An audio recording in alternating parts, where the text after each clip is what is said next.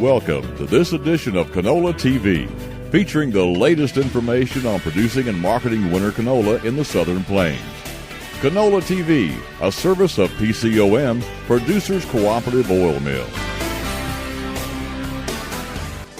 Hi everybody, welcome to another edition of Canola TV. Pleased to be along with you today, and joining us is Dr. Ron Sholar. He's Executive Director of the Great Plains Canola Association. Ron, I want to talk about Canola College coming up on the 28th of March, but first of all, let's talk about, you're just back from our nation's capital. You had some meetings with other canola folks, U.S. Canola Association. Give us an update what's going on in D.C. and what the canola folks were up to. Well, Ron, we did meet with the representatives of the canola producers across the U.S., and there's tremendous optimism about the canola industry right now.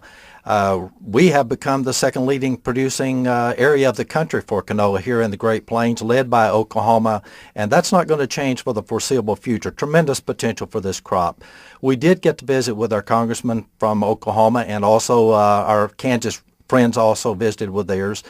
The big focus, of course, with the canola growers is, are we going to get a farm bill? And we met with the representatives of our leading spokespeople on that, and they're very optimistic, and so we're very hopeful about that. Where does canola fit into the farm safety net of the commodity title? Well, of course, with the recent history or its recent evolution of canola, we're not as far along as a lot of other crops, but there is insurance available for canola in 10 or more counties here in Oklahoma. No coverage in Kansas yet. Written agreements are the norm for the day, but we're steadily moving into what will make us look like all the other crops, and that's a good thing. Growers need to have the same safety net for this crop as they have for their others. No, we talked with some of our crop insurance folks as we went, into the growing or into the planting season for 2013. Any hope of expanding those 10 counties by RMA for 2014? By then, yes, we will have more counties being covered.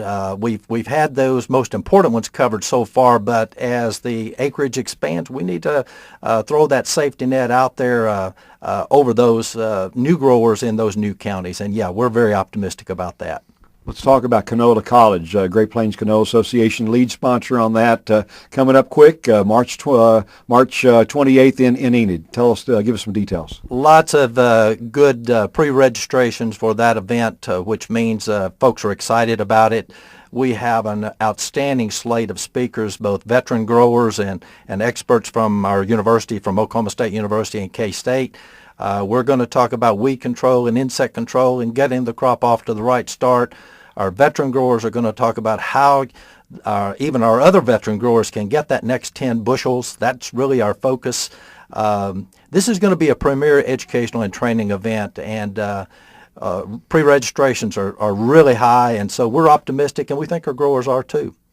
When you think about this particular event, of course, it's kind of a replacement for what we had the last couple of years, Canola U, and that had a lot of interest. But to continue, we're continuing to see more and more wheat producers that up to now just been watching their neighbors. Now they're thinking, well, maybe I need to try canola. That's absolutely correct. As you well know, when the researchers started looking at this crop about a decade ago, its only purpose was to be rotated with wheat to clean up those problematic, troublesome, couldn't control wheat weeds. And they were having a tremendous impact on the quality of our wheat.